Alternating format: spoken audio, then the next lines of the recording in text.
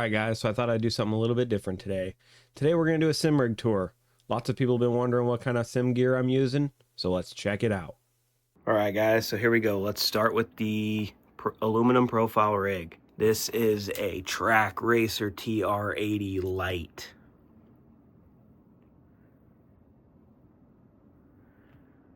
You know, they say this is the entry level Trackracer, but I don't see anything entry level about it. And we're running the Trackracer single monitor mount, and then just a little bit of a custom stabilizer that I made. That was actually my monitor mount for my old monitor before I got the new one. I'll throw a picture of that in right here. Yeah, so the Trackracer Tr80 Lite. Also, this isn't going to be a review of any of this stuff. It's just kind of what I'm running. If you guys have questions, hit me in the comments and I'll be happy to answer them. Sticking with the foundation of the rig, this is the Simagic GT1 seat. Comfortable, fairly inexpensive. I could sit in this seat and race for hours. So I have a custom seat cover on it that my dad got me for my birthday. And then I have the Next Level Racing FH8 haptics in the chair that you can't see because they're under the seat cover. I'll throw a photo of that up here as well. Slides forward, backwards, reclines, little lumbar support. Support the back while racing for hours. Got a little nitrous pillow to go with the theme. Support my big old head, racing for hours. Yeah, it's a great seat, comfortable. I could totally sit in it for hours, it doesn't bother me. All right, let's move on to the monitor. So for my main monitor, I'm running the Samsung 49-inch super ultra wide. Picked it up on Black Friday. Couldn't be happier with it. I toyed with the idea of running triples. A lot of people do. Definitely, obviously, it's doable. But it just seems like more of a hassle. So just for simplicity and also space up here in my sim racing room, if I ran triples, you know, it already sticks out into the walkway. If I ran triples, it'd probably stick out into the space a little bit more. So just to save a little bit of space and for simplicity's sake, setting things up, we got the super ultra wide. And then this is my old monitor, my old main monitor. This is an Asus 34-inch curved. Also a great monitor, but now it works perfect for housing OBS and chat and my streams or whatever else I got to do up there.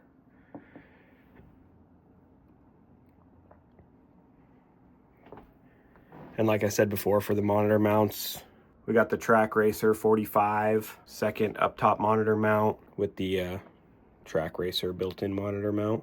Before anybody says anything about my cable management, I know it's not perfect, but everything is fairly tucked and out of the way. You know, I got really nowhere to put this. This is for the lights. You know, I could zip tie them and clean those up, and then that's the webcam.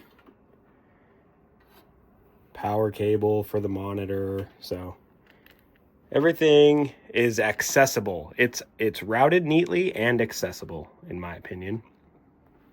Can't be perfect. This thing's always changing too. Try to find that good balance of cable management.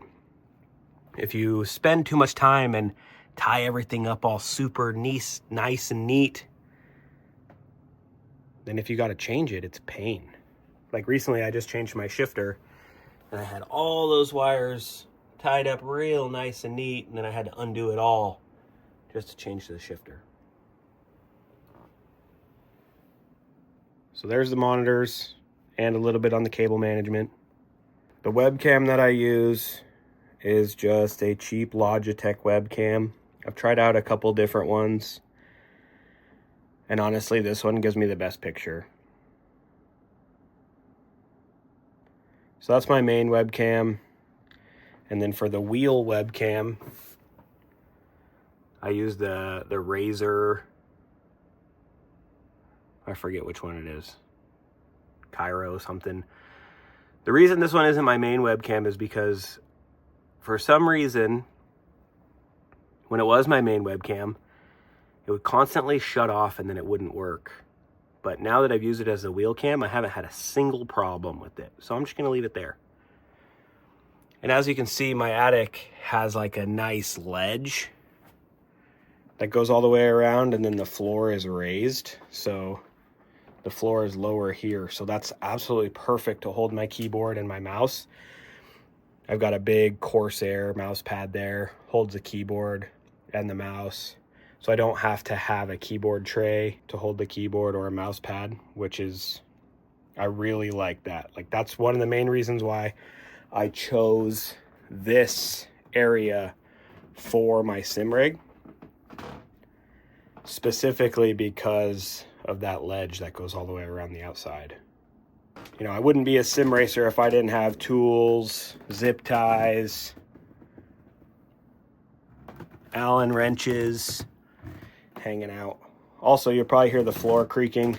It's an older house. Stairs are old, made of wood. They creak. Microphone, using a Fifine. I think it's like the K688 podcast microphone, XLR and USB. I just have it plugged in with a USB. With the Elgato microphone stand. I just screwed a 2x4 into there and clamped it onto there. I didn't want it connected to my rig because with the clunking of shifting or the clunking of the gas and the brakes, I didn't want any of that sound to come through the microphone. Also, one thing that I absolutely can't stand, that I don't know how you streamers do it, is having the microphone in my face. I can't stand having the microphone in my face or in front of the screen, that it gets in my way. It bothers me. So I kind of got it coming over my shoulder. I may sacrifice a little bit of audio quality because I don't have the microphone like in my face, but it's worth it for me. Up here on the wall, I've got a couple quick releases where I hold my wheels when I'm not using them. This is the Simagic GT1 Button Box with a Cleetus McFarland MPI Motion Raceworks deep dish steering wheel. Really like that wheel for drifting. Anything that I'd use a round wheel for, really like that wheel. Speaking of wheels, go down to this one. I've got the Simagic GT Neo, which again, I really like this wheel. Super ergonomic, nice and heavy feel. Speaking of the wheel, we'll talk about the wheelbase. Simagic Alpha U. I just upgraded from the Moza R12. Previously, I was running the Moza R12 with the Moza RS V2 rally wheel, but I had my Cleetus wheel bolted onto that button box. And the Moza KS. I really like the Moza KS wheel. It fit in my hand really well. The button box on the RS V2 is one of the best. Honestly, I kind of hate the one on the GT1. I'll be looking to get the Simagic Neo X button box that just came out. This one doesn't have enough controls on it. No joysticks, not enough buttons, but it does the job for now. The Moza R12 was a great bass, good starter bass. I just couldn't figure out the Moza software. I couldn't get it to feel how I wanted it to feel. With the Alpha U, as soon as I turned it on and turned on the iRacing setting that they provide, I changed 2 settings. I upped the force feedback and I upped the smoothness, and it's perfect. Haven't even messed with it since. Then we've got, on Etsy, I got a shift light. So it tells you what gear you're in. Right now it doesn't work. Not sure why. I contacted the seller on Etsy and he's sending me out a new one. So it worked for a little bit, and it's just in the most perfect spot to be able to see. Each car dashboard in iRacing is different. So sometimes I'm moving the overlays around. So it's cool to have the gear indicator on screen, but I think it's even way better to have it right there every time. And here's my wind simulator. Just kidding, it's not really a wind simulator, it's just a fan. And I have the remote back over there so I can turn it on when I'm starting to get hot and it just blows air on me. I don't need a wind simulator. We ain't going that crazy, but it does get hot and sometimes I like to have air blown on me. So I'm running the Simagic DS-8X H pattern. If you guys follow me, you know my issue with the Moza H pattern. Won't even talk on that much. Then we've got the Moza SGP sequential shifter, which I really, really like. I really like this shifter. I was hesitant on buying this H pattern because it has a sequential built into it. And I didn't want two sequential shifters on my rig. But I'm okay with it. That's a really nice H pattern and a mediocre sequential. And this is a really nice sequential. And those buttons I have set to ignition and start for a little bit of immersion. The handbrake is just a Amazon cheap handbrake. I think I maybe paid $100 for it. I've done some mods to it. I stuck a bunch of washers in there to make it a little bit of a harder pull. Replaced the back carbon fiber plate there with a metal plate because the carbon fiber broke. And when you pull it, that's your stop, is that plate. Carbon fiber broke, so I had to do something. So I fabbed up a metal plate. I'm running 2 Stream Decks. I have a regular Stream Deck there. I mainly use that one for camera controls and overlays and driver height. Quick, easy way to my setups folder and just quick button presets, you know. And then this one is the one that I mainly use for, I got my tear off on there, a couple preset texts, start and stop recording OBS, and then switching through all my scenes, muting audio. And the Stream Deck for the button box, I believe, is the way to go in my opinion.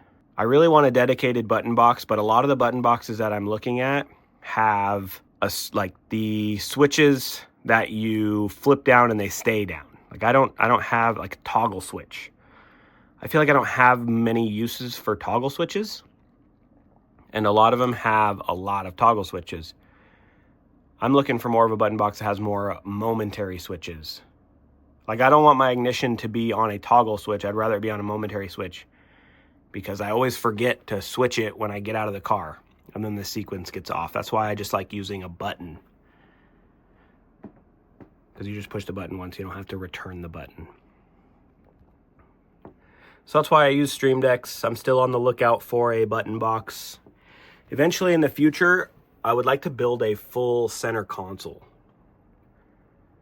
So I really like the placement of that shifter, but I'd like to move it over just a little bit. Maybe 3D print or build a whole center console out of wood. Or 3D print, like I said. House a button box and like kind of more of a real car. So that's kind of a goal for the future. While we're on the topic of peripherals, we'll talk about my little heating pad. You have to excuse the dog hair. I have 2 dogs and it's super difficult to keep up with vacuuming this and keeping the dog hair off the rig because it just gets stuck to the feet. But anyways, I bought a little feet warmer on Amazon. I race in socks, and in between races and pit stops or whatnot, my feet get chilly. So got the controller there, reach down, turn it on, boom, slide my feet in there, keep my feet nice and warm. Then we'll go on to the Simagic P1000 pedals, inverted with the haptic motors on the gas and the brake. Really like these pedals. I came from the Moza CRPs, and these are way better. One thing that I did do that I found kind of interesting, the clutch, the stock clutch faceplate was really small and it hurt my foot. So what I did was I bought the flat face gas pedal, and then I took the clutch pedal off, and that's the old gas pedal. So now I have a little bit thicker or wider, a little wider clutch and a flat gas, and now it doesn't hurt my feet anymore. I have the brakes set up. I don't have the hydraulic setup. I just have the normal sim setup, and I have all of the soft rubbers in there. So all of them are black. Makes the pedal nice and soft, kind of like a real vehicle if you ask me. Really like the inverted pedals, gives it another sense of immersion. All right guys, so that'll do it for this rig tour 2025. It's going to evolve, it's going to change a lot, I would imagine, this year. The deeper and deeper I get into streaming and the more and more time I get on my hands, I guess. But this is the rig that I'm currently using going into 2025. So if you guys have any comments, any suggestions, anything I should do differently, anything I should try out to maybe make my life easier, I'm open. I'm open to constructive criticism. So you guys let me know, hit me in the comments, hit the subscribe button so you know when I'm live and you know when I post a new video, and we'll see you guys out on the racetrack. Thanks for watching. See you later.